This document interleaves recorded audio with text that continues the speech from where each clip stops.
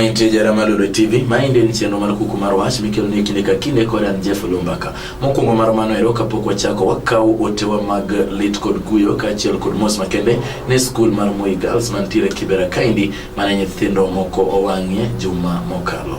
Wageno ni weche duto bro dhi kare kendo wakaw otewa watero ne anyuola gi mondo mi gibed kod kwe ka achiel kod muono mar Nyasaye. Odiochieng' ma kawuono wadwa twak achiel weche go koma bende ne ogol juma mokalo kod doho mamalo mogik mar Supreme Court mabende nowacho ni mondo mi oganda odoki yiero manoero mar jatend piny owacho. Andiere studio kaindi kod director mar Global Peace Foundation mano Dan Juma Rwaki nimechiegni.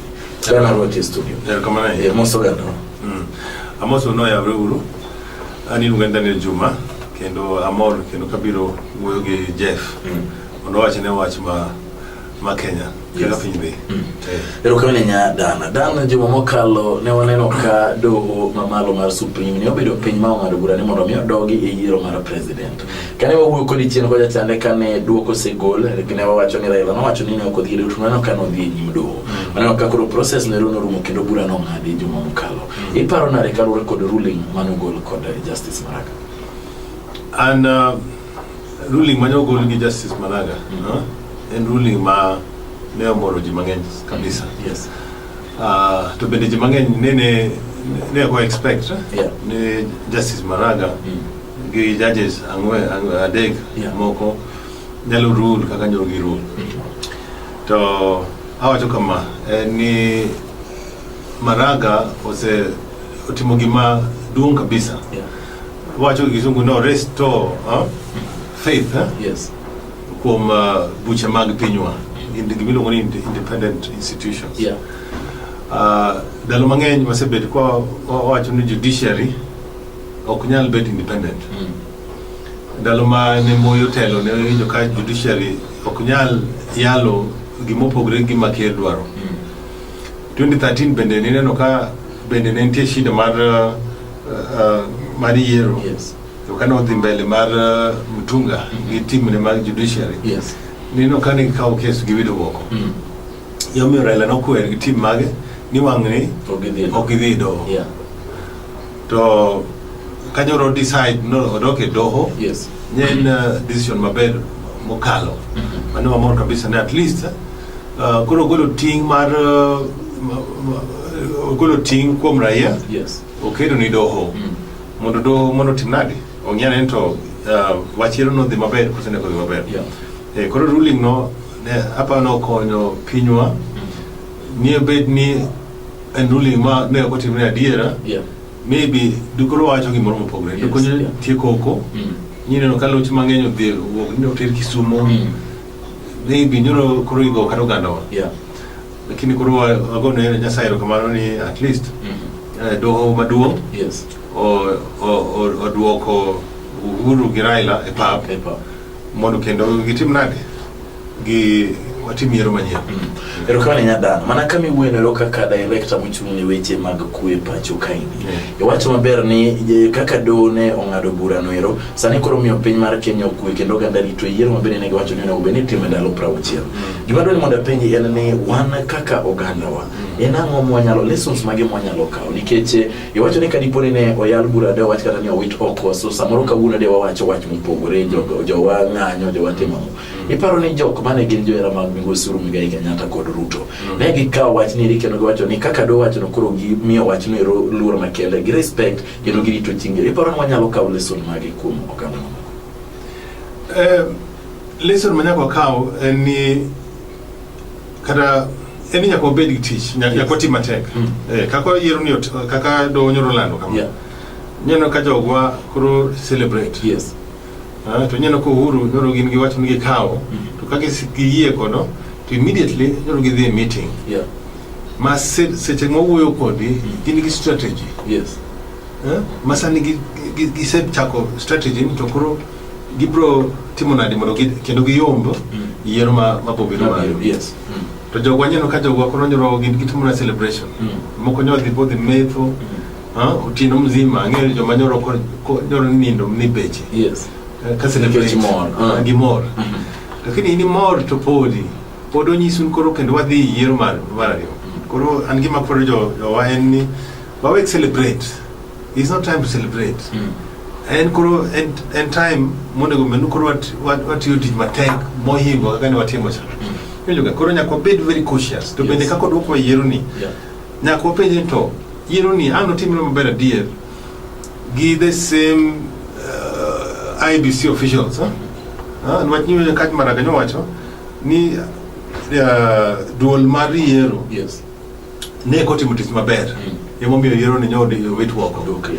To kendo nyoro golo ruling ni dual mai yero no kendo mono timango within 60 days oti yero moro. Nduga. Kono gima penyo to ento duond ni kanyoro koti mutis maber nyoro. Wan gadien bende ndalo pra uchelgi. Onya timo tich maber mo ngaka timo no kose koro wan gidalo mangen koro an gima temo wacho en ni jog jakom mondo giparane to ere kaka nyalo tim to benefit ko wacho ni kata migo sirela mondo dinga ne wacho ni gidwaro mondo mi oketh duol nyiri mondo gini kigita yiro ma idwani mondo dhi nyene ang'eyo lakini wasebed kuwa ketho duonde mang'eny nyaka nini wachako gimar kivuitu bwa ketho ai kendo wayiero Hase Kasan kunya banisa Kasan koren malaika yes no kanisa Kasan bende kano chopo ndalo mag yiero olokre gimoro nono winyoga ai niti wagolo Isa Kasan kwa paron Isa Kasan e marito koro kelo Chebukati be kano biro nino kanyoro gitimo the same things yes seche makoro jogi odhi orango gi ne bomas to ka onge solution magi provide koro ana wacho gane dano en dano kada beam and beam yuga institutions emanyalo konyo kwa wacho koro wadwa lok mna ji to systems oyo ka system chalo okwa bet gimi lungu sustainable change koro an gima neno yes dalo pra uchelgi okoromo mondo walok joduon jo IBC ai to wadhi yiero manyien wa procure materials yes ai wadhi buatim nade wa bed gi election wanyalo bed credible because okane and maybe gima awacho kama wa bed gi different plans plan A wanyatemo ka yiero nyalo timre yes to kama boyer kana gi plan B maybe Raila kod Uhuru inyalo bet piny mondo gi decide into gidhi yiero maybe gi yier duol moro ma temporary manyalo chung yiero ni or bende gi be ginyalo decide ka gi decide kawuono okwane ka gini nyalo timre wa tim gi moro miluongo ni barua ban sirkal ma barua ban mar nusumkate ma ji wacho nusumkate yes mondo gi wacho na okay Uhuru tim higni ariyo gunus Kenyatta to make Raila to make gunus within these 5 years gi reform institutions mondo bed gi duonde maber mondo koro kwati yiero ma 2022 yes to wan gi duonde manyalo konyo piny manyalo unite piny iwinjoga kiko bed ni pinywa ni en piny ma opogre apoga ni jo Nyanza gi jo Central gi jo opogre iwinjoga mene gi mana neno to otherwise kwa dok yiero gi duol ni kaka ntie seche gi to okane lokruok yes nwach kwelo manyoro gino manyoro timre no yes pod nyalo timre to isparo na dedana awinjo kae wacho ni gima ber ni mene gibed piny kaka jotelo ariyo mondo giwinjre ni oyo thuolo ma wan godo tim mondo mi watim changes institutions magwa bende takes time mai ndio nyalo miyo gi thuolo mar mondo mi gi procure gik moko tema gidwaro mondo mi gitim yiero e yo makare awinjo ka Chebukati ma jakoma IBC no wacho ni odwa ni mondo mi oluongo DCI mano Director of Criminal Investigation mondo tim nonro kana wacho ni gidwa mondo gitim lokruok e department moko matin ma ginyalo paro ni nobedo kod ng'ikruok paro ni mano bende nyalo konyo ngo DCI go iparo jogo kia jogo manyo timo I mean ging'eyo jogi ong'eyo kata na gima onego msando aparo jogi ong'eyo gima omi wacho ni investigation ni ano kane ni investigation moro wabo biro butimre ging'eyo to shida manyoro timre IBC ng'ama nyoro kelo shida ging'eyo and nan maybe kagin serious to giwa ilunga DPP direct to timnade omak jomo nchuko shida gin jomo ng'eyo ji ong'eyo gi jogo gi wacho ni investigation go en na keso seche ano kanevo we don't have time ni bo ketho go seche no ni timo investigation ibo timo investigation nyaka sadi to wadwaro mondo sani wa yikre mondo timiero manyien. Yes.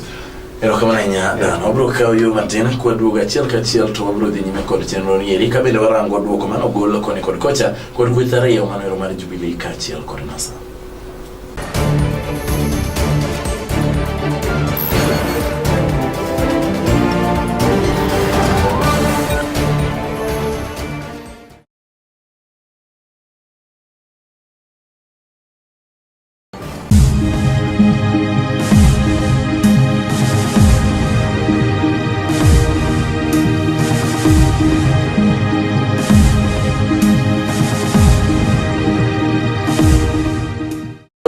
Jara Malulu TV wachako dwoge thuolo mar ariyo maindi ntiro mar kuku mar wach bende wantiere odiochieng' ma kawuono kod director mar Global Peace Foundation Dan Juma e studio kaendi ka watemo rango achiel ka achiel weche manong'adi kod doho mamalo mogik mar Supreme Juma Noero mokalo arwaki e studio Dan banka ne jong'ad bura ong'ado wach machalo kamaindi en itiere dwoko manowuok koni kod kocha Migosi Odinga ne wacho ni ochiwo luoro makende kendo ne owacho ni oluoro judges mane oyiene mondo mi oketh yiero kod judges ariyo ma bende ne otamore ni gineno ka onge tiende ketho yiero. Migosi Uru bende neno kowacho owacho ni okoyiere kod ruling noero to ochiwo luor makende nikech ochiwo luor ne institutions mago. Kata kamano bang' kano chako wuok kanyo kochako dhi e weche mag campaign margi mokwongo ne owacho ni Maraga kod joge ang'wen kata wakora mage paro ni mano chalo nade. Maindi be kago ne bende jotelo respond kalore kod weche mawuok e nyimdo. Kaka nyalo jakom o respond nyalo kaber.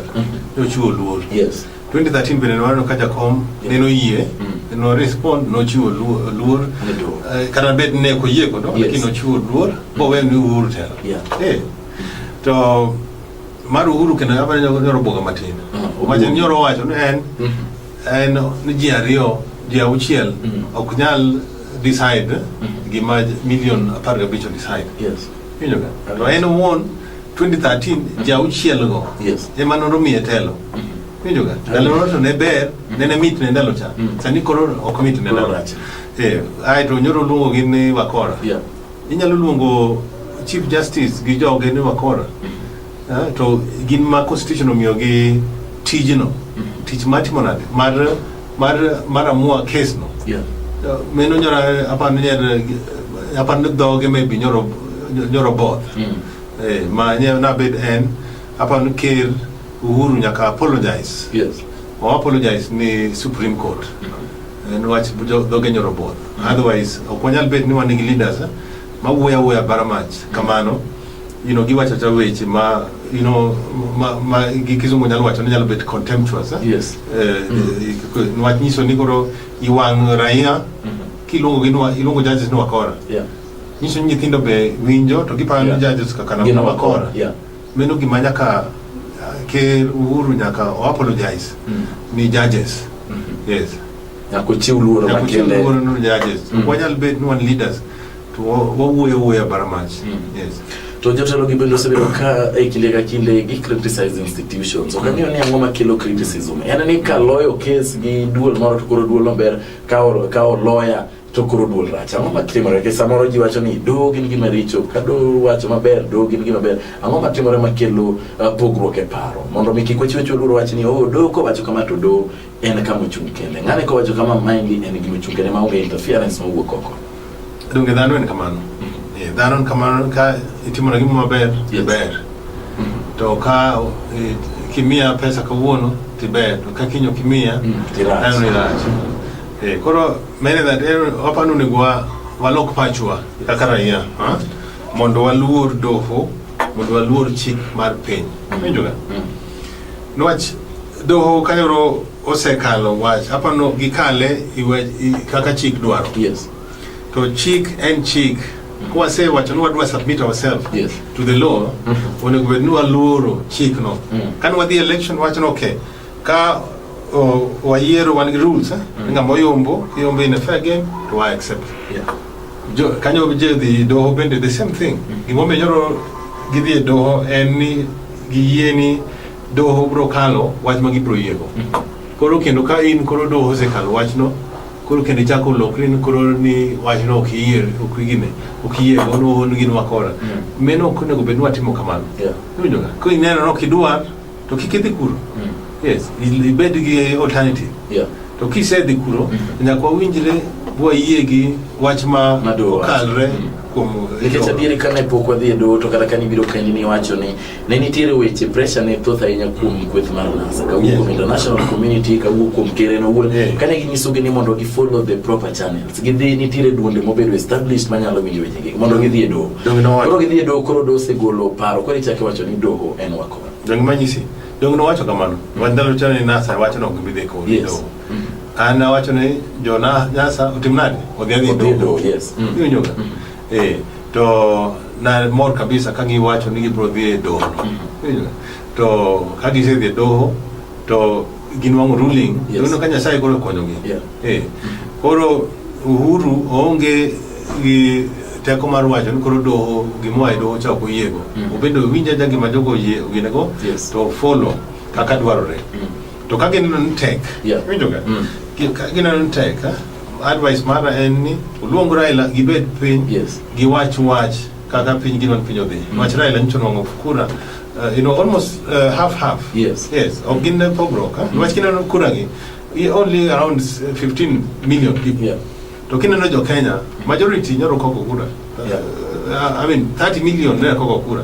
koro 15 million or decide on the behalf of 45 million winjo ga koro nyakwa mil Kenya luor winjoga kikwach ni koro no ni koro anya no kura karan faboro koro ni koro an mamako piny ni koro meno is the will of the people ini nyalo ngena ni will of the people Tebero na redan kalore koro wacho mondo mi gibed piny kata kai kete nusu mkate mwacho nikech ang'eni nitiere headliners kata kani neno kampeni mokwongo to joma chalo majority ga gina wacho ni gima gidwaro mar nusu mkate no nyalo bet bende wanyalo dhi nyime ka nitiere headliners mochung' koni to chung' kocha ma gidwa ni mondo mi jibed piny wacho ni oyo watika nyakla kama ino headliners go to gin ga jomage wach headliners go ang'eyo ni NASA ni headliners margi Jubilee ben guidelines ma ki wacha nusu mkate ni na giwacho kwadwa ni giparo ni gin ma gibro yo jo Jubilee ben wacho paro ni ka gidhi nusu mkate to gidhi lose saboro lakini ogine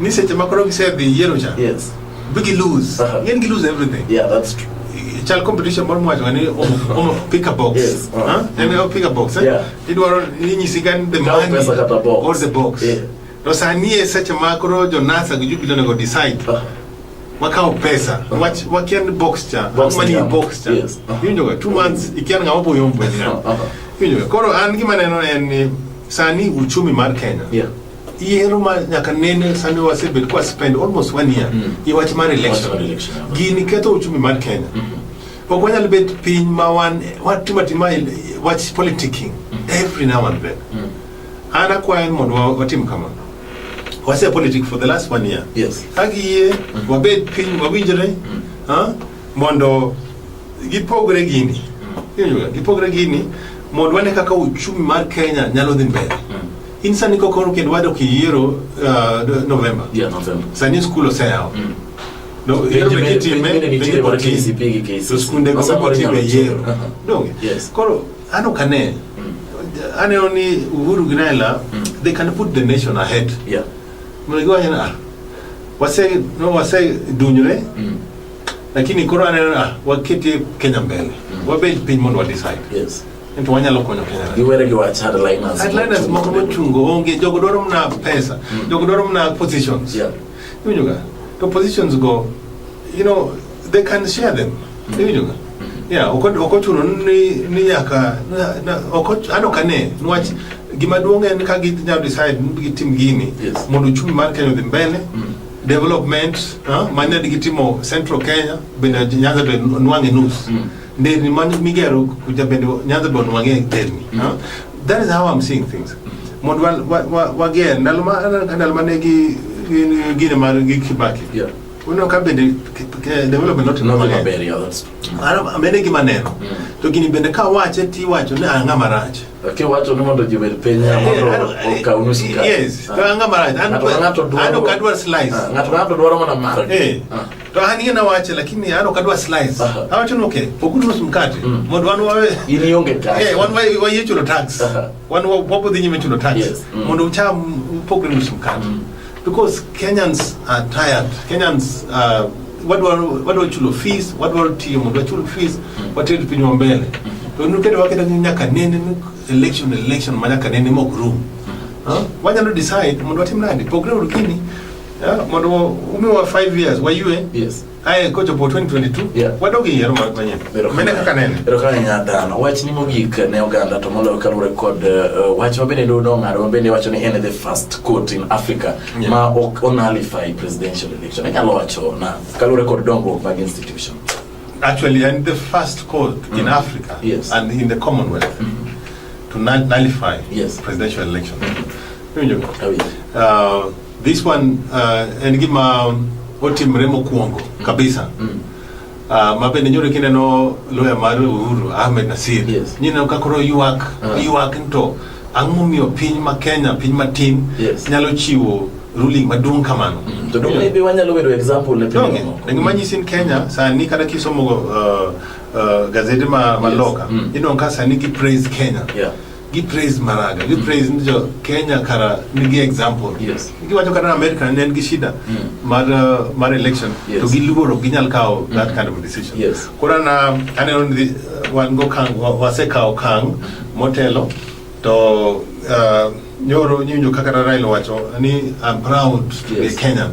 Wabendi one proud because one joma one timu gik ma joma ok nyal timo. Sani kana kinyo Africa. Africa bende sani gibro ngiyo to Kenya to timo nade. Kana gibende kinyalo timo kamano.